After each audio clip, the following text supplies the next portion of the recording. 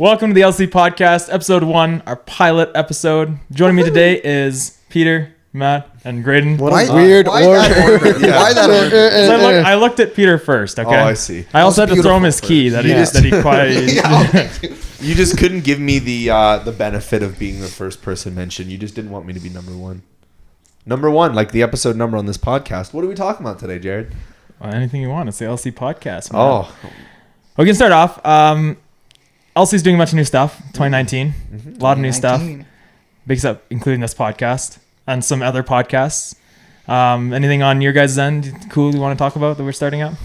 Well, we're kind of moving away from doing like kind of just like run-of-the-mill Let's Plays and stuff like that. We're still doing those kind of things, but we're kind of putting in more of a focus on making videos that we like want to make on topics that we want to make our videos about. So the recent lift on the restriction about making Nintendo videos, which we'll talk about a bit later. I just love the restriction. Nintendo podcast. Well, that's exactly. It's like in East and West Berlin, a wall was constructed. The Nintendo side and the non-Nintendo side. On one side, Restriction. it's all of the people who had enough viewers to be allowed to make Nintendo content and got to be Nintendo brand ambassadors and got sent a Switch a week before it freaking released. And then on the other side of the wall is everybody else who has to make content about Sonic games because they're not restricted under the Nintendo Creators Program. Hey, Nintendo, thanks for removing that restriction. The Switch came out like 2 years ago, didn't it? Huh? Like the Switch is like a year old at least. Yeah, Yeah, I think a year. It's just like if you're a Nintendo brand ambassador, they just like send you Yeah, stuff. no, I get Nintendo's it. But like, Yeah, they're just like, take it. that was a year ago. Review it.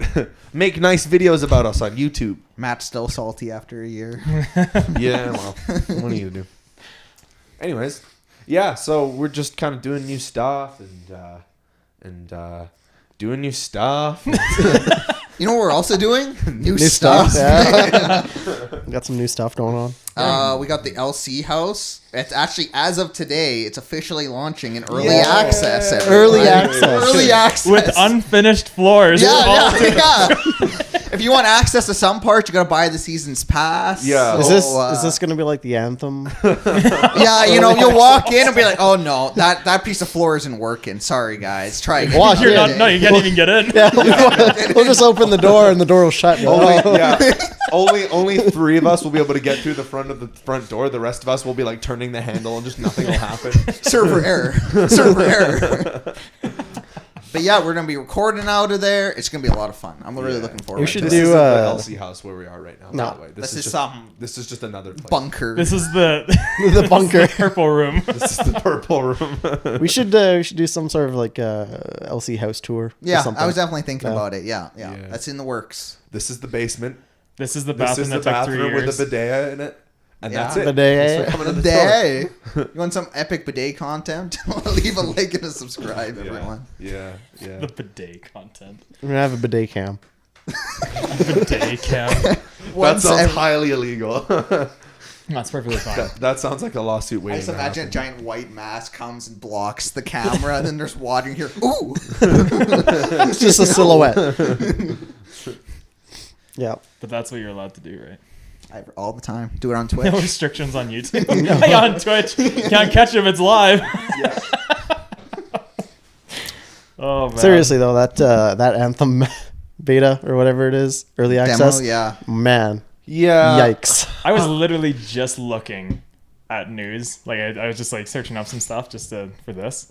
And that's literally the headline for every single thing I looked at was Anthem crashes and fails. I was like, Yeah. wow. Well, how does that happen with a company like EA behind BioWare? Is it okay? Behind BioWare, I'd say more. How does that happen to BioWare? EA, But like, there's a lot of shit that happens to EA. they should have the infrastructure so their servers don't fail. That's No, ridiculous. fair enough. Yeah, I mean, I don't know. Like, I feel like the kind of like ridicule that like the demo failure is getting is kind of due in part to the fact that like everybody just loves to like crap on EA, right? Like everybody just loves to hate EA. So the moment EA screws anything up, it's like Logan Paul, like the moment they do anything to screw up, everyone just jumps in on them because that's what makes news and that's what people like seeing is companies that people don't like getting pooed on. So even if they had like a mediocre launch, like even if it didn't have nearly as many problems as it actually did, I'm sure people would still be like, I don't know, posting tweets like, "Oh, Anthem, need a Band-Aid?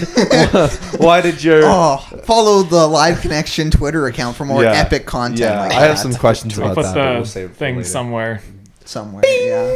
There There you There go. it is. I hope that's in frame of both. Just be a little link at the Yeah, hold on. Just rewind it. I'm gonna get in the middle of both cameras, so at least one of them will get it.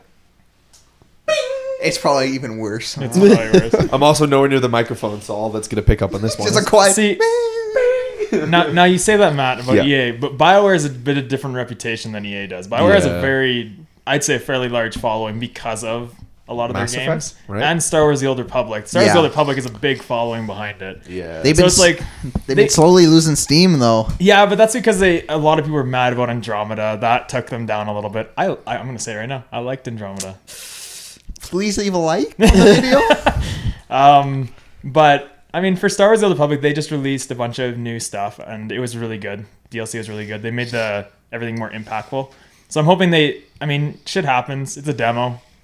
I have hopes for Anthem, Yeah. but my biggest hope is that I played the stuff for Fallout 76, like all the demo Like the stuff, beta stuff? beta stuff. Yeah. And it was hard for the beta, and then it's still hard to play it. Like, it's still really hard to play it. Really hard. So I'm really hoping that doesn't happen to Anthem. I'm hoping it's just like, okay, it happens, demos. That's why they have demos. Yeah. Is to see what shit's going on with it so they can fix it before the actual game releases. So hopefully they take that opportunity to fix that without keeping it the way it is and then just being like, well, on launch, couldn't access Anthem servers for the next month. Yeah, honestly, Yeah. I think Anthem's gonna be a burnout game. Like, it's gonna come in hot. It's gonna be super popular for like 2 weeks, and then no one's gonna play it ever again. So did the beta? Did it affect your guys' opinion of the game at all? Oh yeah. Oh yeah. Oh yeah. Oh yeah. really? Like, I was so on the fence about it. I was thinking about getting the game, but like, this is like, I'm gonna wait now. I'm not gonna get the game. I'm gonna wait to see what's up.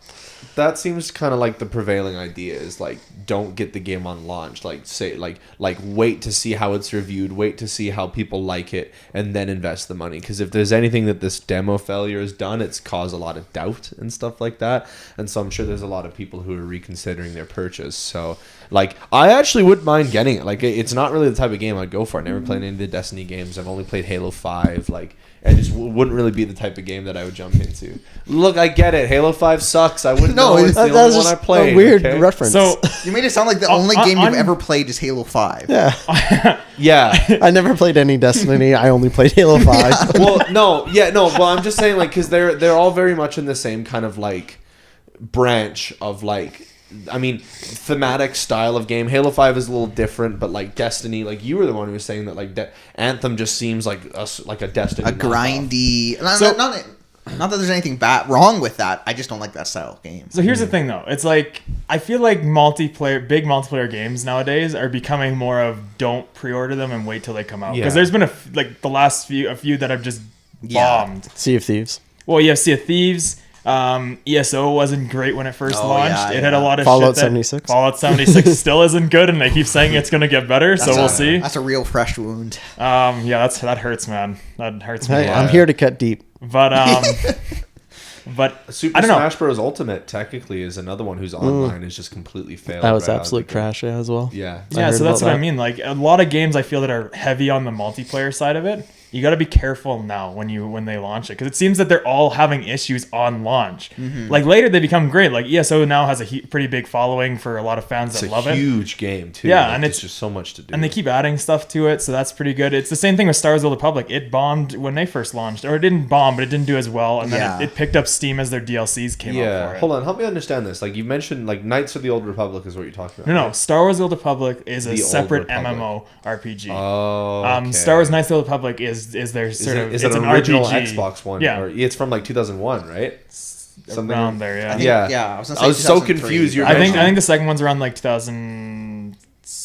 I don't want to say. Yeah. Yeah. Who cares? Yeah, you were saying that it's getting DLC. I'm like, they're releasing DLC for a game that came out. No. on Like Xbox? this is purely an MMORPG. Okay. But I mean that's what I'm kind of gathering slowly is like just don't wait. pre-order MMORPGs or any MMOs that are coming out directly. Yeah. Like, wait to see how they do, because I don't know, it's hard to launch big server games and expect them to be perfect out of the gate. So then, how do you feel about Black Desert? Are you aware of that game? No, what's that? It's coming to Xbox within a couple months here, but it's been on PC for quite a while. So Okay. do you have confidence in that game at launch? Because it's been out for a long time on PC.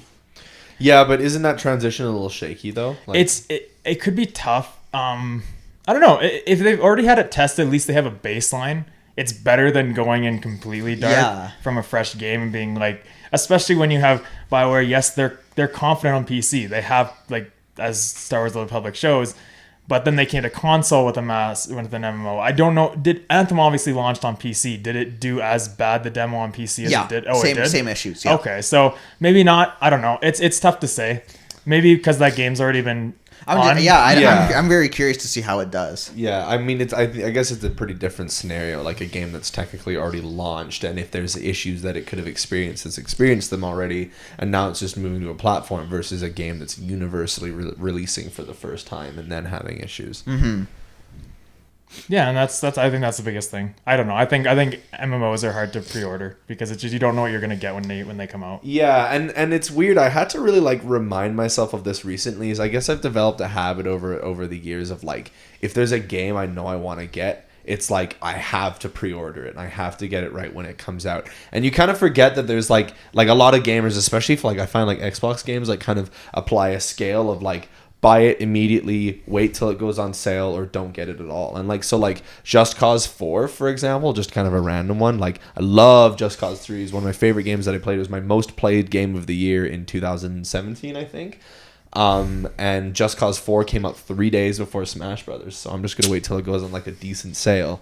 Or like, I'm not in like, I love the games and I'm sure it'd be great, but I'm not in like any kind of rush to play it. Yeah. I didn't hear any like overwhelming conversation about it. It just kind of like launched, and then the biggest game of the year came out immediately after, and everyone just forgot about it, right? Which game was that, sorry?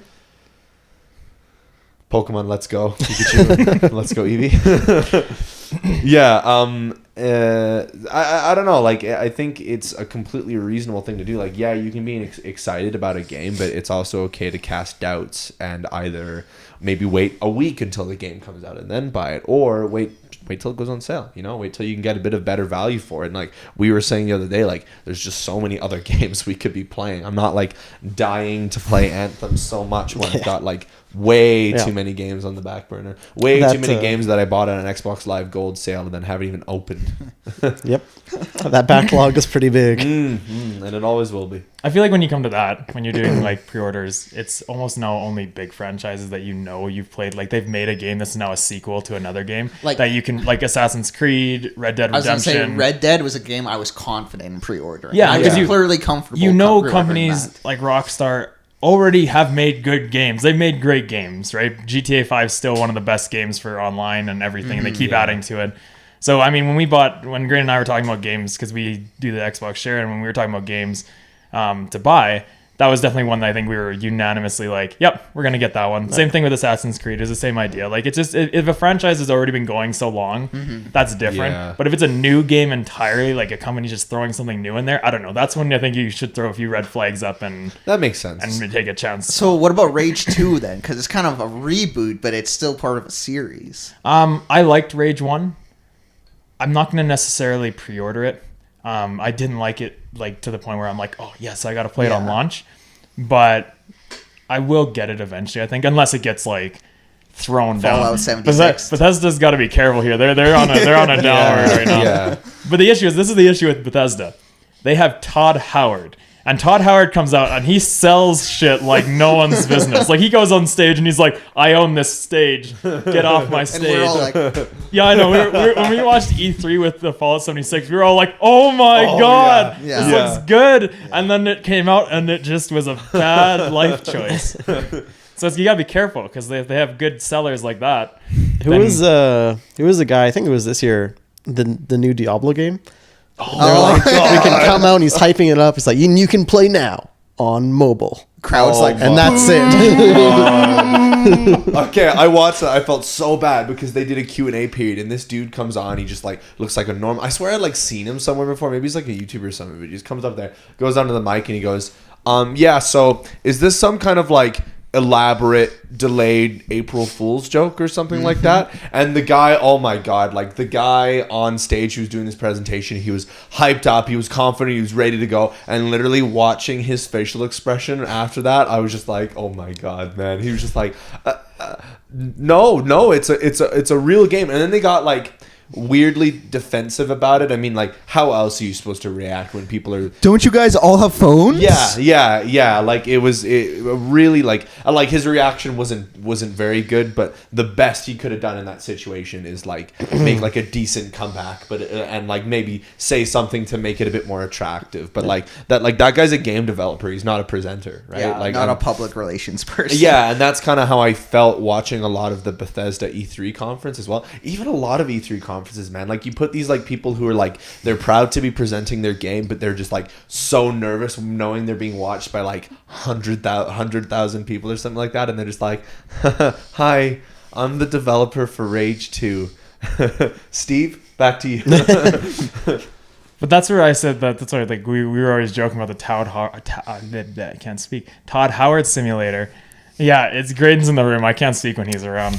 The Todd Howard simulator, because he like walked out there and it was like crowd control. Like, he was like, "And you want it, and you want it, like, wait, and you at home want it too." Wait, this was for the Diablo mobile thing? No, this is for the Fallout 76 when they came out and launched and announced see. that one. He came out and he just wrecked that He stage. did, yeah. And that was the funny thing, is like, we watched that whole presentation. Like I played Skyrim. I know Bethesda. I like Bethesda, but I'm not like your level of fan of Bethesda and stuff like that. And so watching the rest of that show, I was like, oh, this is okay. But then Todd Howard came out. I was like, oh my god, that's the guy who tells me to buy Skyrim. It's Skyrim guy.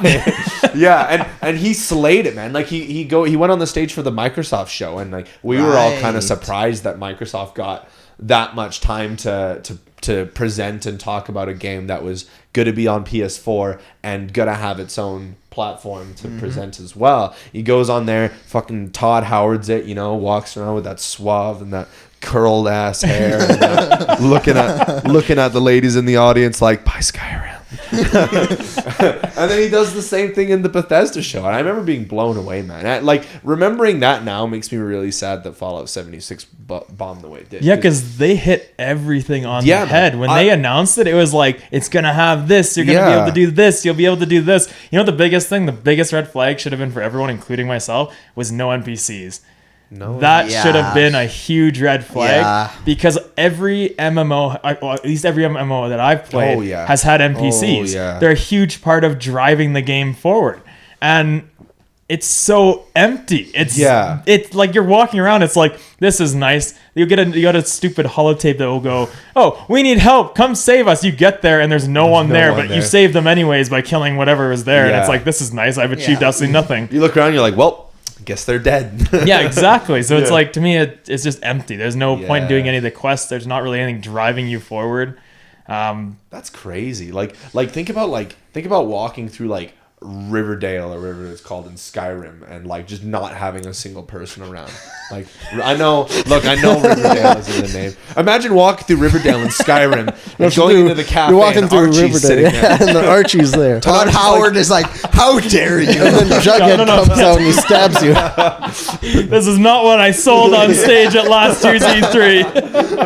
A Dragonborn walks into a diner. He sees Todd Howard and Archie sitting at a table drinking a milkshake. Sleeps with Archie. Todd Howard's offended. Oh man. Apparently, though, they're and then again, they have a lot to bend. Like, they have a lot to build up from where they're at for that game. Apparently, the next update that they're coming out with, like, big expansion for it, they're bringing a different PvP, a more competitive PvP. I heard about that. And they're also bringing like player vendors. So you can set up a shop somewhere. For this is what I gather from it. You can set up a shop somewhere and you can be the vendors in a city, in a settlement.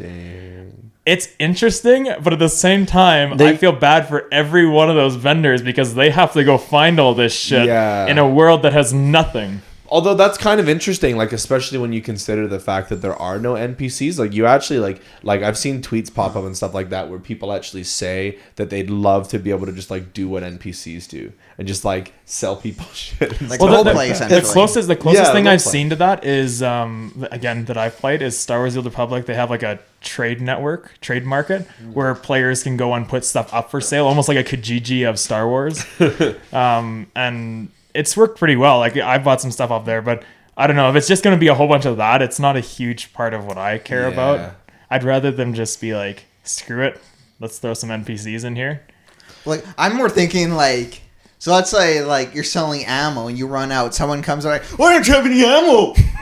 What the hell, man? You're the city vendor. Be like in Skyrim, we just kill everyone in the city. It's like, I had enough of this. Yeah. Well, I guess it kind of depends on like how it's executed, and like for example, like if players can set their own prices for the products they sell, then there's no way that system's gonna fly. But like if they make it flexible or they make it like a singular value for every single item, then it makes it a little kind of easier to work with. But like there could just be capitalism. Yeah, I mean it's interesting. Like there's a lot of different paths they could take it, but if they're gonna introduce a feature like that, they have to make it rewarding for the I don't think they too. should introduce a feature like that. Game's broken. Fix the game, then add more shit. I agree. You need to fix what you have before you keep adding shit, because They're just trying to distract you. It's like, look, this is shiny over here. Look at this. They're like, oh, people said there's not enough in it. Okay, let's focus on that. Meanwhile, the game, there's so much wrong with it. Well, here's the thing: is like, I understand it's an MMO. I got it, but you have Fallout 4, which had an excellent map. It was really well oriented. Everything was cool. You had a nice amount of everything in certain areas. You had some areas that were less populated, which was really nice because it gives you that post-apocalyptic feel. Mm-hmm. But for the most part, the map was really well distributed. Why couldn't they have just taken that system, been like, look how well this worked, and then just slap it on something else? They didn't change the engine anyways, so it didn't matter. You could literally have taken and been like, this is nice. Just Far Cry 4 it and copy and paste the map over? Yeah, basically. And then it's just like, because if they had just literally stuck with Fallout 4, didn't announce Fallout 76, just stuck with Fallout 4 and said, hey, we're having a multiplayer Fallout 4 edition. Yeah. Like a DLC you guys can download or just a free installation or a mod or something. Yeah. Actually, they did that for Skyrim, which is something that's really cool. But like just had that, and then because that's what I cared about. Like if I could have played with you guys in Fallout 4 and then actually made the settlement like actually mean something like, hey, can you guys go do this? We're gonna build this, and then we would have had all our stuff. We would have been established. We could have gone right into things exactly, and it would have add some extra things. Add some things to the map to make it more like you have like the giant super mutant behemoths and all that stuff. Add more of those. Add stuff that will challenge the multiplayer aspect of it. But for what they did for Fallout 76, they should have just waited till their next Fallout. They shouldn't have even released Fallout 76. They should have just been like, hey, next Fallout's going to have multiplayer. Super excited. There's the single player campaign, but you can have multiplayer. You can have like 4 friends join you in your single player campaign. That is how a Fallout multiplayer should be. It shouldn't be an MMO. It's not a game style. Like the whole atmosphere is not a game for MMO, right? Like to me, it's just my opinion. That's what I thought Fallout 76 was going to be, anyways. Like Todd sold me on getting Fallout 76. It was on the list for a while, and that's what my understanding of it was, that it was a single player game that can be played in a multiplayer format. And for me, not having good internet at home, I was happy to be able to do that, right? Like, can you imagine if I tried to play Fallout 76 with just nobody around at all? There would be an empty, lifeless game. It's but basically that's what it is. It's basically like that right now because there's so few people playing it. Like I signed into the servers because I was trying to get some footage for stuff, and I can't do it. Like I got up to level 10, I think.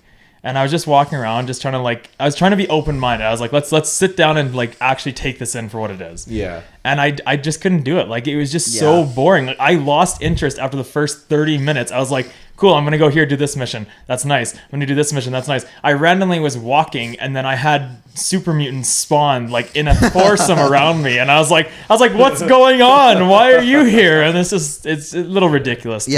A while ago, I was over at Eric's house, and we were hanging out trying to decide what to play. So we decided, we have Fallout 76. Let's put at least some time into it. So yeah, we played for like half an hour, and we're just doing quests and stuff, not really having a good time. And then Eric just turns to me, he's like, Peter, this fucking sucks. Why are we doing this? So then we switch games because we weren't having fun. Yeah. And yet there's people that are level 100. I cannot believe someone put that much time to get to level 100 in that game. I don't get it. Yeah. You know what I feel bad about? We had a Fallout 76 giveaway, and we gave somebody a copy of that game. See, they were probably like we spent our money on it. Yeah. This is the thing, is like, it was gonna be hyped. I was like, this is gonna be a great giveaway, because it was more or less me saying, we should do it. If we're gonna do a giveaway, let's do Fallout 76. Yeah. It's gonna be huge. Everyone's gonna want it. And then as soon as I played the beta, I was like, oh What have I no! Like, we could have done something, a different giveaway or Red whatever, Dead. but Yeah. it's rough. Like, there's not. I've yet to hear someone say something good about the game. Okay, well, to cap off this discussion between the three of you, I would really like to know, what does Bethesda have to do to Fallout 76 to make it a game worth playing? Sum it up. Pretty much what I said about the Fallout 4. Literally take Fallout 4, add 4-player multiplayer to it, or like even maybe 6-player multiplayer to it of your friends, and then done. Keep it the way it is. For me personally, the game is ruined just because of the game engine alone. Like, the game runs like garbage on Xbox. I have no faith in its stability. So until Bethesda comes up with a new engine like Rage 2, if it's using that same engine, I'm not buying it. Sorry. Well, this is You like looked right into the camera when you I said did. that. That was right to you, Todd. so. Graydon and I were on Xbox, and I was playing. I think it was you who I was playing it when you were on, right? And I said to you, I was like, "This is slaggy as shit. I can't fucking see anything." And like, I have good internet. And you guys always complain about my internet. I mean, I have good internet for Canada. Yeah. Compared to the US, I got nothing. I'm done. Yeah. But Sadly. like, I couldn't, like, I was lagging all over the place. The frame rate itself was just dropping. Yeah. The map itself was just like, It doesn't feel nice. it looks disgusting. Like, you have Yeah. like one area that has some nice trees. I'm like, oh, that's a nice color over there. Look, you have some oranges and some reds and some yellows. That's nice. And then look at the gray that's everywhere you turn else. your head, you're like, oh god. But I'm with Peter. I don't think they can fix it for me. Like, they'll have to do some really big modifications to it. Yeah. Well, because I always kind of like think about these games and wonder, like, okay, like, are they dead? Is there anything they can do to pull it back up? And like, I mean, I'm sure Eric's explained No Man's Sky to you guys. Like, they finally updated that game over time to make it the game they had promised initially. And No Man's Sky, like, all you heard about it from its launch was just backlash and negativity. It was like, it kind of what you guys were saying about Fallout 76, just this empty, barren world. It didn't live up to his promises. People sued the developers of No Man's Sky for false advertising because they did not deliver a game that they promised. But they updated it, they improved it, and they did it all from the shadows, because I remember seeing a tweet where at one point in the day there was literally 0 people on planet Earth playing No Man's Sky on Steam, like 0. And like, they had all that time to improve it, and like, Eric loves that game. Eric plays it a lot. Like they That's the made thing. that game a game worth though, playing. they could do that with Fallout 76, but at that point, it's probably too late. It's just a Yeah. waste of Because, resources. like, just using Live Connection as an example, Eric's the only one who plays that game. Yeah. 7 out of 7 people, they got one person who goes I back and tried played it. I couldn't get into it. I was super excited when they announced No Man's Sky. I was super excited because I like the idea of space travel and all that stuff. But no, I played it. I mean, I'm sure if I took the time and like sat down and really got into it. But at this point, it's like I have so much else that I want to get I don't around have to. time Yeah. for a game I don't like have that. time for a game that I don't know if I'm going to like. Period. Right? Especially when your first opinion of it is so bad. Like, I don't know. There's too much out there to spend your time with something. The like biggest that. thing, in all honesty, Yeah. I think Bethesda should turn away from it. Like, do some updates, do some small shit for the people that actually like it, right? Because you got to keep whoever is enjoying it, just keep them happy, right? Do your stuff, try to do what they want to do, dig it out, but focus on Skyrim or the next Elder Scrolls, and focus on any of their big installments coming out. Like, if Elder Scrolls 6 is on the old engine, No way. they're gonna be on can't. so much shit. They're Like, dead. Bethesda's dead. yeah, Bethesda needs to have a big release that's successful, because like, this was supposed to be that release. This was supposed to be their like huge Got money huge in the release. bank. We can start with new projects. And they Yeah. poured all the money into this, and no one bought it, and they were like, "Fuck." They're like, everyone run! Bethesda's closing down. Hold on. So let me clarify this. So Fallout 76 uses Fallout 4's engine. They haven't changed their engine since Fallout No, But I think since Fallout 4, I think that was their their newer engine at But- the time. I think Fallout- updated's a better word. Updated Okay, fair engine. enough, Yeah, fair enough. Fallout 4 uses Skyrim's engine though, right? Yeah, An so updated version. Motherfucker. Yeah. That game, like, okay, I remember a little while ago. Okay, so I was at a buddy's place, and we were having like an all night gaming marathon. And back then, I was playing a ton of Skyrim Special Edition. Like, again, I had a million other games I could be playing. I'd already played through Skyrim once a few years ago, but I had a bunch of mods on that made the game really fun, and so I was just playing Skyrim Special Edition nonstop. And in the course of a night, I went from like having like the same kind of overall positive opinion on Skyrim and stuff like that to just hating so many different things about the game, because like it's a really buggy game. Skyrim's a buggy game, man. Am I wrong? And that's the special edition. no, yeah, Yeah. it's got some issues. They with could have fixed a lot of the garbage things about the engine. They could have fixed a lot of the whack stuff that happens, but they're like, no, guys, we made the water look prettier. And it's just like, I legit like, and this is partially due to the fact that I'm just kind of trash, but like I had it where I like kept trying to fast travel to a certain area, but before I even had Riverdale? control of a character, what? Riverdale. Archie. I would fast travel to like just outside of like a mage's domain or whatever the fuck they are. Like there's like castles that they have. No, they're like I get what you're saying. I don't know. right? Like they're like Welcome forts. to my website. You can email me. You think the Mage of Winterfell is just it's like the winterfell.ca. No, that was taken. Oh, sorry. So I had to go Winterfell / school. 2-3. 2-3. So anyway, go ahead, bud. Anyways, I would spawn next to a mage who would immediately start attacking me before I could even like control my character, and then I would die. And it was just like a cycle for about like 5 or 10 goes before I was like, why the fuck am I doing this? Why am I wasting my time with this? So it's like, it's really sad to hear that it's 2018 when 76 came out. They had the opportunity to make improvements to a dated and obviously flawed engine, and they're still just beating the same dead horse. They were literally like this. They took like a paint mallet.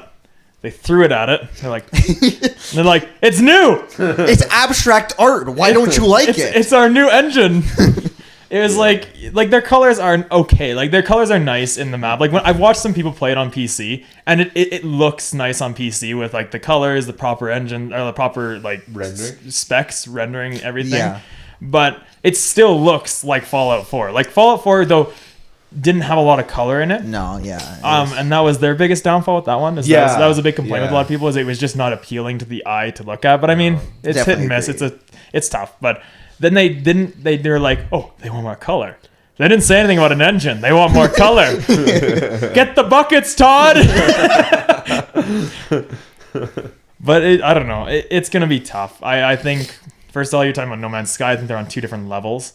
No Man's Sky is, in my opinion, from what I've played of it, it's a more simplistic art design as well. I don't think they can do as much with this engine because it is such an old engine. Yeah. I think that's why I say focus on the other projects. Like, it's a multiplayer. They've launched it. Keep updating it. Do what you need to do for it, but focus on the projects that are coming out that people are really hyped about. Because if they, like I said, Bethesda's fans, and between Bethesda and Obsidian fans, they're very ruthless. Like they, especially to each other. But like, if you mess them, if you screw them over, essentially, you're pissing. You have to earn their trust back. They're like, they'll sit there stomping their feet. They're like, this is not Fallout New Vegas, or vice versa. They'll be like, this isn't Fallout 3. And then they'll be like, oh, and they come out with Fallout 4. They're like, all right, this is okay. It's okay. And then Fallout 76, they're like, so it's just like, I don't know. I think I don't think it's worth trying to worry about. Trying even to improve it. Yeah. I mean, like, if they can make a better, higher functioning Fallout in the future, then maybe they can re-employ the multiplayer element, because let's be honest, that was one of the only real draws to the game. That was the draw. Yeah, is being able to play Fallout in a multiplayer environment. They may as well just have called it Fallout Multiplayer. Yeah, I mean, at this point, just leave it to the modders to do their stuff. Yeah, If someone's gonna mod something and it's gonna look way better than what Bethesda did, then I'm like, you should hire that guy, that person over there. Which is such an interesting concept, right? The fact that like a modder just has the knowledge and the passion to do what fans actually want in the game. Like, I hate to always refer to the same example over and over again, and you know what I'm about to say. There was a mod for Brawl, Super Smash Bros. Brawl, that came out years and years ago, because like What's it called? I know it, but I don't know what's. I don't want to say it. I don't want to get banned by Nintendo. But it starts with P and ends with Project M. Right. Yeah, and so it was like people who really liked Melee's gameplay were so dissatisfied with Brawl and so disappointed that they and the Wii was like super easy to mod too, so they made like a complete mod of the game. And if you look at Super Smash Bros. Ultimate now, all of the things designed to a lesser extent, but more like kind of gameplay and stuff like, other way around, gameplay to a lesser extent, but design and stuff like that. All of what Project M added to Brawl, Super Smash Bros. Ultimate is added now. Like all of the Pokemon trainer characters, a lot of the characters that were cut from past games, faster movements. That's what I was gonna say. Yeah. Better application, stuff like that. Like modders and the concept of modding actually kind of help the developers see what they're missing, and it's a perfect representation of what the fans actually want to see, because they wanted enough to actually go the extra mile and develop it their damn selves. So it's kind of an interesting concept. That's actually the one area Bethesda's smart. They love modders. They encourage They their do. Like they mods. encourage it. They're Yeah. like, do stuff to our game, do some things. Like Fallout 3, when they had the mod for the settlement that everyone was wanting for it, like the settlement building, it was such a big mod on PC. A lot of people used it. When I got Fallout 3 on PC, I also used it. I was really happy about it, because that's one thing I really wished I had in Fallout 3. And then Fallout 4, they did it. It still needs to be worked on. It was good. It was good, but it can be way better. Like they can definitely make it better. The camps is just like it's Failure. It's like the beta of what something should be. Like camps should be way better than they are. Like you should have a larger range to build around. You should be able to, like they talked about combining with other players. I haven't played with anyone else, but I've put my camp down next to other people's camps just to see what happens, and nothing's happened for me. Now maybe you have to be like in a group with them. Party, yeah, or something like But I've tried it and I don't know. There's also some random shit, but I never even tried the camp system. I didn't even get that far. Into I the accidentally put it down once, and I was like, you're like, look, everything's green 5 feet from me. That's nice. Okay, I'm gonna put a chair here, a little bedroll here. I'm protected. One turret over here. We're good to go. There you go. Boom. But I didn't have enough room for a stove, so I'm just gonna starve. Ooh, that's getting ambitious. Yeah. Yeah. I'm gonna hunt some squirrels. Like a New York City apartment. Hey, that's what I should have done. Yeah, gone into town, taken over a building. This is my camp. Absolutely ridiculous. But on that note of where we're going to track us back to E3, Xbox came out with some teasers for their E3 presentation. Did they? Yeah, they were talking about, not many teasers, like nothing Yeah, super big or anything, but they were just talking about how they have some big future projects that are like to maintain Xbox in the future, and they were talking about they have a few short-term projects, but right now they're saying it's going to be just as big, if not bigger, than their last few E3s. So, I mean, again, you take that from a game developer's point of view, everyone says that. Yeah. Right? Everyone's like, this is going to be the best E3 we've ever done, unless they're like actually not participating that much, and they're taking back, like, we're working on something, but we're not going to talk about it. I feel like Xbox is always like, we're working on stuff. Oh, we got some exclusives. We're working on them. Don't you worry. So here's the thing. Do you think Xbox is in line to do another console? What do you mean? Like announce it? Like announce it, not release it, no, not. but like announce that they are working on a project for a new console. I can totally see them announcing it, like how they had the Xbox One X is the Project Scorpio. They had that announced for years. I But think. that was rumored even before that. Yeah, like it was that rumored project before it, yeah. because Project Scorpio got leaked, if I'm correct, right? I believe like the so. name and everything got leaked, and everyone kind of pointed towards it being Xbox, and it was in the end. But then they announced, years in advance. So I don't know. Like Microsoft is so big in PCs. I mean, it's obvious it's Microsoft, but like, do do you think if they were to release a console, do you think it'd be more tailored towards being like a PC style build, or do you think they're gonna stick to quite a lesser? Because right now, like the Xbox One X was a big jump for consoles itself, like in power. Yeah, there's still a lot of stuff and that has hardware, flaws and everything, but between a PC and an Xbox One X, there's a huge difference. There's a lot to be. So the question is, like, do you think they like? Understandably, the console will be more expensive. If they're gonna make it closer to PC, the console's gonna cost. Well, isn't that what they wanted to do moving forward? Is they want to put out a final Xbox that you can upgrade. Yeah, that Microsoft's been open in saying that they want to transition Xbox to more of the PC platform. They want to combine all of their stuff into one. So that could be something that they announce at this E3. Is their plan or something going forward? I think they're going to announce it at 2019 E3 and it will release in 2021. That's what I think. A couple of years, give them a gap. Yeah, I could see that. Get people really hyped up. I believe the PlayStation is along the same timeline, the PS5. Yeah, which I could see them starting to get anxious to release a new one, especially with them right now being at the top of the console wars. They want to keep there, right? And if Xbox announces something, they don't want it to become now top of the line compared. It's always neat when you see that like I used to play PlayStation, and I transitioned because you guys all play Xbox, and I want to play with my friends. That's why I play games. I don't just sit there and be like, "This is so fun. I have no friends online." This is so fun. But like, I definitely regret not having some of the PlayStation games available to me. Yeah. Like what? Well, Spider-Man. I'm borrowing Graydon's Spider-Man, which I still haven't gotten around to playing. So my God, play it. I'm busy. It's such a good game. I've been recording. Every time you sit down to play Smite, don't play Smite. Play Spider-Man. And that's nothing. Don't listen to him. No, we have our Smite team. No, you should probably listen to him at least like half the time. Yeah, seriously. It's such a great game. Here's the thing. So like, we've transitioned to some video essay stuff, right? So that's what I've been busy with. Like anytime I'm not playing with you guys online, I'm playing games and recording footage because that's become my life of things to do. But which is not bad because I'm doing Mass Effect. I love that series. But I'm definitely gonna try to get to it because I know Graydon wants it back for DLC purposes. But, did you? Actually, never mind. I'll ask you later. All right. But like that one, I wanted to try the new Last of Us. I wanted all that stuff. Like that game, I haven't played the first one, which I'm sad to say as a PlayStation fan because I didn't play it on PlayStation 3 when it launched, and I was really mad I didn't play it on PlayStation 3.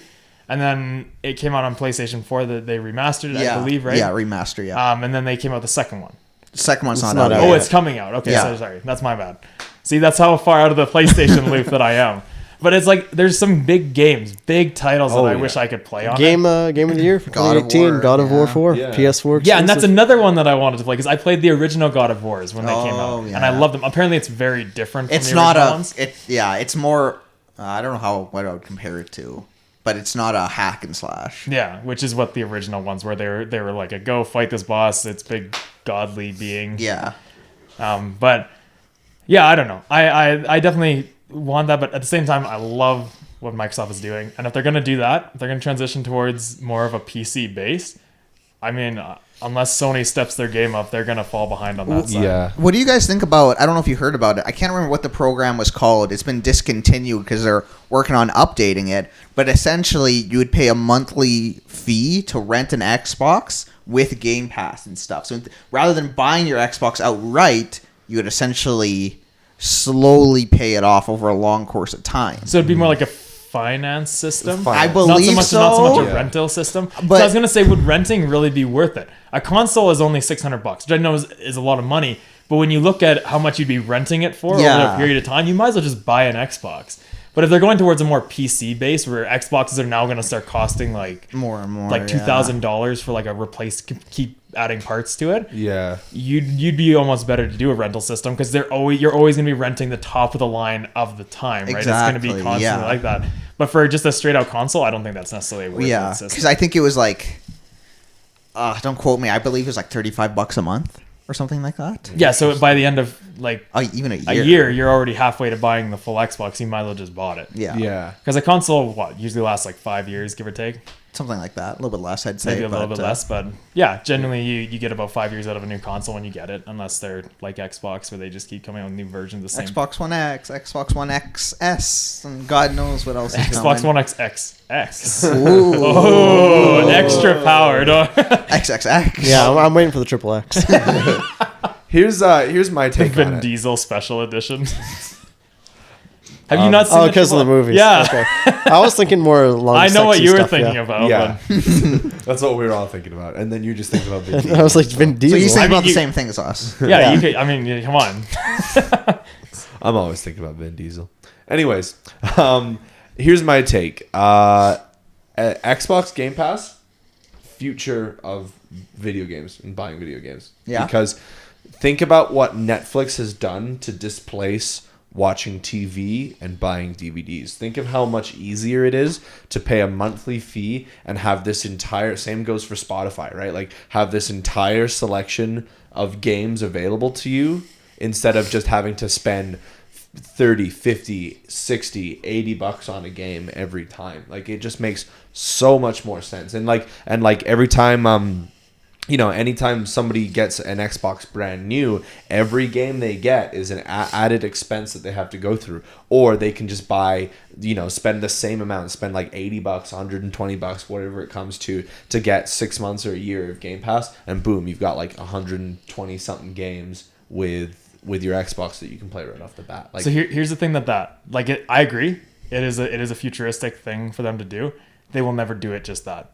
It is a marketing thing for them. So what they're doing with Game Pass is they have some that are special, like when they launch games are on Game Pass. But for the most part, they're directing you towards games that don't usually have the income pull, or that they're older games that you bring Yeah. in. They want money, so they're gonna keep the new games as individual buys. Oh, yeah. That's a very as a gamer. That would be ideal. Having Yeah. everything like I pay one thing monthly, I get every game that comes out no matter what it is. Ideal, but for them on a marketing standpoint, that'd be the dumbest thing they ever did. yeah, I don't think that being able to just buy a video game or buy like a hard copy of a game or something like that is going to go away at all. I just think that like because you still buy DVDs, right? You still buy you'd still buy Infinity War in 4K when it comes out, because like what if they take it off Netflix? What if it does what it did? It's It going takes off 6 to 8 Netflix. months to go on Netflix. Yeah, like that's the other thing that's kind of upsetting. I don't know if this is the case with Game Pass like it is with Netflix, but like if your entire supply of movies or video games is supplied by these people that you're paying a subscription for, then they have the power to take off a game at their discretion, and like having to rely on them for what entertainment you have access to as far as video games go is a bit, I would say, risky in my opinion. Like it's hard to think of doing that, So you don't like the fact that they could take a game away from you, essentially, in a sense. Yeah, but at the same time, I know Game Pass, like I don't really know if Game Pass actually does that, but I also, even if they did, I'm sure you'd get prior warning, and you can also buy games for cheaper if you already have Game Pass. So then, how do you feel about buying games digitally? Because let's say your account gets deleted or something goes wrong with it. You lose access to everything. Microsoft could take away your account at any point, and all your digital games are gone. No longer have access to them. I did See not that? know that. No, that's an issue, right? Because it's all linked to your account. Mm-hmm. So it's like if for whatever reason Xbox all of a sudden went bankrupt, for whatever reason, Yeah. they closed it. Sorry, It's such a scary thought. they close the doors. You're done. Like Wow. all those games that you were playing or wanted to play, you have no longer have access to them. But that'll never happen. And I honestly, I think physical copies of games going out, like Nintendo, like they'll probably keep it around, maybe. But Xbox, PS4, that's all going digital. There are already games that are like, yeah, this is only digital. Like we're not putting out a physical. That's for it. Economically, it's easier, I believe, to Yeah. just do it. But Yeah. I don't know. Being a collector nowadays is becoming a bigger thing as well. Like you see a lot of people trying to get collectibles, and you see things like people offering to sell and that's why collectibles. they offer the special edition, where you can get Yeah. the special game for a little bit more Little and a little statue. statue So thing. you're thinking like the standard edition of all games are going to go to digital, Absolutely. and then you'll have the this deluxe edition and like the super high end. super Spend premium. hundreds of Spend your dollars, hundred, yeah. please. Get something that doesn't Get the work. Spartan helmet. Yeah, so it's like get that, and those will have a physical copy of the game, but the other ones will just have just digital. here's your code kind of thing. Yep. Well, Yeah. I could see that. See that I could see happening. I could see that. I'm very curious because I don't know if you guys heard, but GameStop's getting bought out by a different company. Interesting. I don't know if it's 100% confirmed, but 2 companies were bidding for it. I believe there's an update where one's at least in the finalized talking with it. So I'm very curious what they do to GameStop. So here's another thing too. On that note of you saying it's going out, Video Game Traders in Calgary is opening a second store because they're a third store because they've been so successful, and they sell physical copies of games. Yeah. So that's why it's like they're old school games though, right? No, they're everything. They do a lot of old school games, so they do stock all the new games that come out. For now. That's not going to continue. The reason they're so popular now is because everyone wants to play old school games, and you can't get those digitally. I don't know if old school games alone would support. Yeah. Would support a company expanding. Because they sell DVD, they sell Blu-rays, movies. Because you can go on Amazon and get almost any old game unless it's like a super super rare game. So it's like for a company to be still expanding and opening new stores. And they're only expanding as long as the game developers keep releasing physical copies. Once they stop doing that, they're not going to be able to expand. True, or they'll just adapt. Or they'll adapt, but it's not something. People could have said the same thing about board games, where board games have been around forever, and even though the technology industry keeps getting up, there's still these little groups of companies that are opening, like for the example, the board game cafe style or whatever, and they're being really successful because people are enjoying that style. Yeah, I would have never guessed that would have been a success. Honestly. No, exactly. Yeah. I wouldn't have either. But it was really fun when we went up to Edmonton to play. It was fun. The only good part about Edmonton. The only good part was the video game. But like, I don't know. I think you got to be careful who has different point of views. Like I know a lot of guys who only buy physical copies because they love the physical copy. I know the same amount of people that buy the digital copy because it's convenient. It's a convenient process. It's like, okay, I want this game. Cool, I have it. Nice, let's do it. Yep. I don't know. I'm impartial. If it's a game I really care about, I'll buy physical. If it's a game that I am like, it's a game I want to play. That's in the minority, though. I feel like I know a lot of people who play games. I want to say like at least 90% of them are all digital. There's I've got a number behind it. So few people. So few people buy physical anything. Like I remember, this is kind of funny. So Evan's girlfriend Courtney is a longtime friend of mine, and she called me and asked me what she should get for him for Christmas. And so I knew that he wanted to get Spyro. So I suggested Spyro, but what I started trying to explain to her, which ended up backfiring, was getting her to find a way to get him a digital copy of the game. Oh God! Because when you buy a disc copy of Spyro, I almost said Spyrim. when you get a physical copy of Spyro, 180 megabytes of the game is on the disc, and you have to download the rest. So there's literally no point whatsoever in getting a physical copy because you have to put the disc in there to be able to play the game, even though you've already downloaded the entire game to your console anyways. It's absolutely fucking ridiculous. Yeah. And so it's like, what? It's something not about you. Not everything's about you. It's about Graydon. This is news to me. Black Ops 4 is the exact same way. Yeah, it's fucking stupid. There's lots of games absolutely like ridiculous. So it's like, why even bother doing that? But to that point, you still need that disc. You still need the last 180 to play the game. Yeah, because if you don't have the disc, it doesn't matter if you have 98% installed on your Xbox. You need that disc.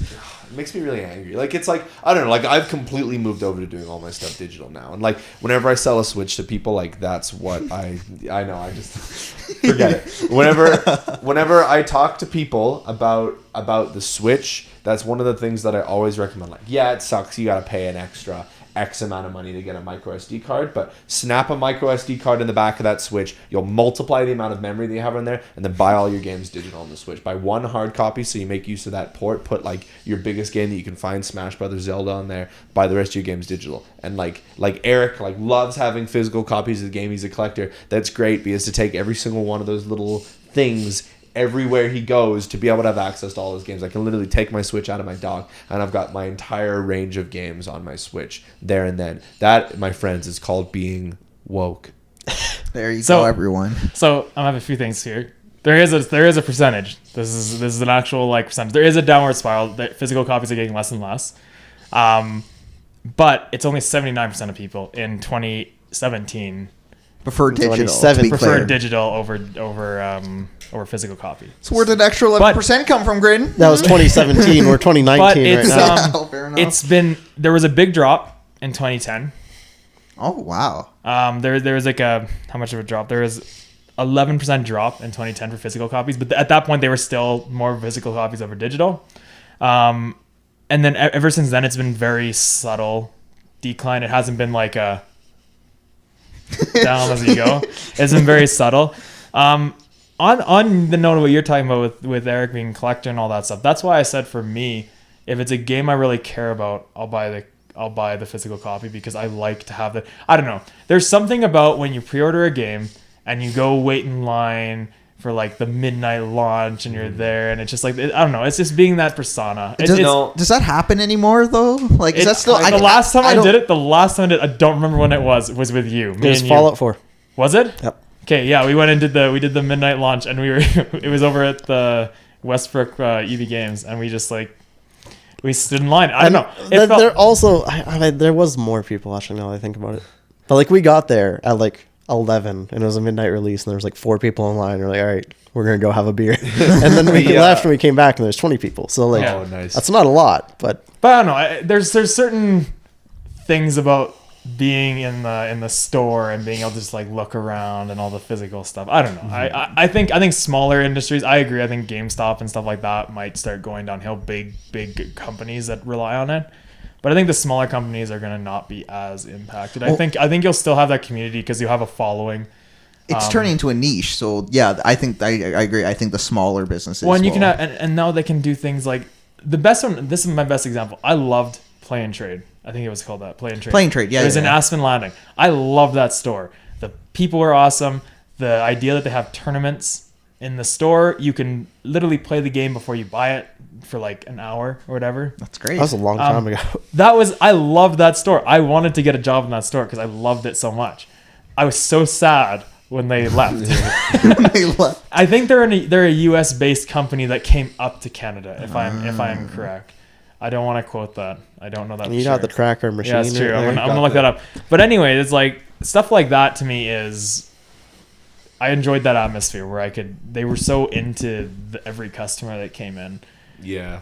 I don't know. It is inconvenient to go and buy a game because now gas money and everything else, and we're adults. I was gonna say it's inconvenient just to get up and take out the disc, put it away, find it where it is alphabetically on the shelf, put that in. Oh, grab my new game. Especially if you're terrible. Like we all know somebody who is a physical collector. He's fucking terrible with organization. And I think we might know, like, without saying his name. Oh my God, can you just name him? I have no idea who you're Matt's like, about. is it me? No, it's not you. It's someone outside Live Connection. Okay, hold on, everyone. Who is it? Just mouth, like, cover up the camera. Just mouth his name. Cover up the camera. Cover him. Nobody look. Don't look. Don't look. I'll tell you after. No. Anyway, No, I'll tell you after. Anyway, we were like just the other day. We were gonna play a game with them. And he opened the disc. He's like, "Oh, that's not this game." And he looked at it. He was like, "Nope. And he was just looking through all of these different physical copies. And we were sitting there for like 10, 15 minutes. Like, you can say him. Well, I mean, I just wasn't sure. Is it Alec or is it Mitch? It's Mitch. Mitch. Yeah. You could hear because we were sitting there waiting. We were like, and then all you hear was this like. And I was like, what is going on, Mitch? Over in your side, he's like, I can't find the disc. I'm looking through everything. I'm going. And what drives me insane about it, like he's done this like ever since I've known him, is he'll like Halo 3 and then he'll put like Forza 4 in there and close the thing and put it away. And I'm like, no. There's still a Play and Trade in Edmonton. Wow, really? Yeah. Did you check if it's American or Canadian company? Or you're not there yet? I am. It's definitely an American company. I'm looking at the map of like all the Play and Trade, all the Play and Trade locations. All these arrows to the south. Yeah, like it's actually almost exclusively in the East Coast. Oh. You have one place what it looks like in California, and then you have a couple in Campbell River of all places, BC, on the island. And then you have one in Edmonton and one in Winnipeg. Huh. And of course Ottawa. And none in Calgary. All around me. If I'm allowed to quickly rewind back, I just wanted to give my input on a conversation we were having. The last time I went to a midnight release for a game was Pokemon Sun and Moon in 2016. I was still living in Montreal at that point, and so I went to one of the really big malls in Montreal, and there was this huge sprawling line. We got there, it released like Nintendo games always release on Fridays, so we got there Thursday night, so it was after like a weekly Smash tournament they went to, and so it was like 10:30, and there's this huge sprawling line. They had a tournament they were running. They had all these cosplayers, and I had my 3DS, so I was in line doing Pokemon battles with people and stuff like that, and like that kind of experience I'm gonna miss and stuff like that. And there's a certain like physical significance to physical copies. You can put them on your shelves and organize them and look at them and remind yourself that you have the game, and you can remember the experience of going to do it. Like There's some games up there. Yeah, I was looking at those earlier. They're I'll take a completely picture off camera, and throw it in there. Yeah. Well, I mean, that's why, like, yes, but that's why companies are also adapting with using Nintendo Amiibos. Yeah. It's like, don't get the game, get the character. Yeah, there's always like also get the game. Yeah, but I'll also get the game. I do kind of like the idea that you mentioned earlier, where it's like only special editions and like deluxe editions get physical copies, because like I think there's a lot of people that would be sad to see physical copies go. Even me, who doesn't buy physical copies of games anymore, would be sad to see them go. And so it's like if they made a kind of a niche for them, like they can still produce them but just produce less of them, and still make them for available for people who are living in 2009 and wish to have physical copies of games, you know, like whatever works for people, right? Like, it would be sad to see that go, because we'd miss that. And, you know, 20 years from now, when we're trying to show our kids video games and they just download it directly to the microchip in their brain. I was about to say, yeah, they'll be too busy in VR. Go away, Dad! Dad, is that you? I can't see you. I'm fighting a zombie in Resident Evil right now. Yeah, Resident Evil 37. When you just start hitting him with like the little thing, you're like, it's getting closer. Hey, if I could completely derail this current conversation and go even further back to another conversation we were having, I also think VR is the future of gaming. I think PlayStation... VR is the future of everything. Yeah. Oh, yeah. Like PlayStation is already doing PlayStation VR, and I think it's going to be a huge part of either Xbox or PlayStation or both. Xbox doesn't want to do VR. Really? Or at least... Well, because initially they were going to include it with Xbox One X. That was initially... part of the leaks and stuff with Project Scorpio. They're talking about that, but then Xbox like, no. Like, we don't. We're gonna, I think they're waiting because they're doing Windows mixed reality devices, right? And like the HoloLens, which is, I don't know if you've seen that cool. The HoloLens is the one like a Minecraft yeah. one where you can like interact with it with your hands as you're going. Yeah. So I think that's AR, not VR. That is AR. And I'm more excited for AR than VR personally. Well, you got to look at it this way. VR is gonna eventually VR is gonna be able to take every sense of your body, every sense of your being, and then put it in a game. Like, you look at a lot of these, like, you look at some of the and then like, you're in the game. like what is it? Ready Player One. Ready Player One. That was an excellent movie. I liked it. I'll have a serious talk about that later, Jay. I haven't seen it yet. I liked it. What about the So, movie screw Gamer? you. Have you guys seen that one? I did. That was the first R-rated movie I ever saw. Yeah. A similar kind of idea. But like, yeah, so you're gonna get to that as well, which is gonna be huge in life. Like, you can now, like, a lot of the issues that is in society as a whole, being in VR could revamp that, because you can be who you want to be, and that's what I'm getting to. I'm not saying all the issues are going away. Well, I'm just saying, like, people are becoming like anti-social. Like in Japan, I'm thinking this is gonna make it even where people never gonna It's gonna make it worse. no, you'll be You'll be give me the new game. no, you'll be antisocial in the sense Jesus. of like, God damn. That's me 20 years ago. 20 years from now. That's you 2 years from now. You're going to see Peter online. He's going to be 6'2", jacked as fuck. Meanwhile, here we go. I want to be. I'm an influencer. all right. My Screw you. That's a casting couch. I'm more along the lines of, like, you can be who you want to be. Definitely. Right? Like, you're not restricted by who you are. You can be like. I will trick all the little boys. What do you do, the little boys? Because you dress up as a hot avatar. Oh, right. And then Wait, this already happened with the Do You Know the Way? Yeah. Oh yeah, VR chat. Yeah. God. Yeah, actually, that's a great point. I've ruined this. Don't get me talking about VR, okay? I know the way. On that note, we are hitting our hour mark. So, in fact, we passed our hour mark. Wow. Wow. Time flies when you're happy. I didn't think we were talking about games the entire time. I wanted to talk about other stuff, but oh well. We had so many other things to talk. Can we record episode 2 like right now? I mean, we have We have other live connection matters, live like you're connection firing, Matt. Yeah. we're gonna need you to Majority sit on this vote. table. All right, guys. Well, any- thanks for watching the first and my last live connection podcast. Just real quick, because this won't be relevant for much longer. I saw this recently, and it was a free the nip thing. I saw this in the news. I wasn't looking for it.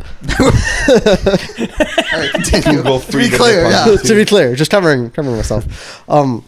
It's these pasties that you put on that have like little like metal nip thing, and it's supposed to be like be encouragement and empowerment. Like it's not your actual nip, but like this is where the nips are, and it's like free the nip, but without freeing the nip. You know, So the it's nip really is on- weird. Look it up. Put some photos on across Just this. some nipples. It's really no. It's like I can get photos. it's through the shirt. But why? Because Let your nips be free if that's what you want. Like, Yeah, no why, no why- one cares. They're standing for something. They're trying to make Yeah. a point. What? But no- why not no actually bras? just do it rather than go halfway?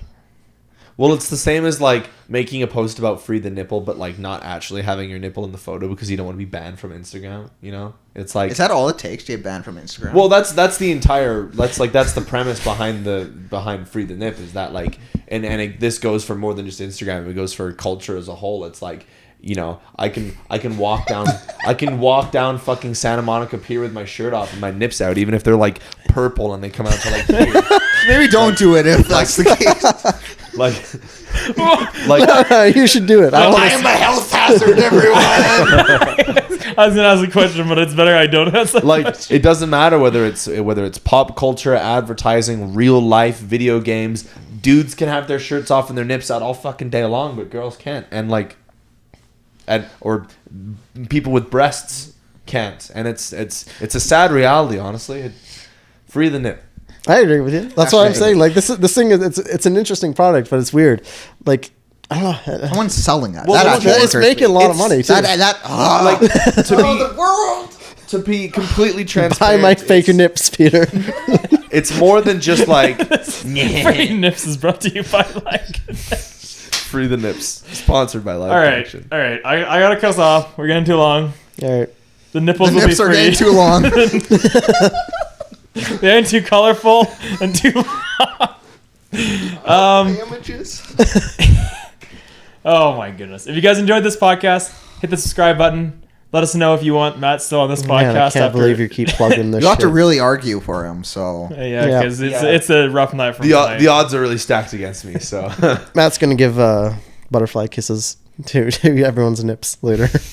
Also, let us know. It's our first podcast. Let us know if there's anything we can improve on it. Yeah. Comment in the comment Yeah. section below.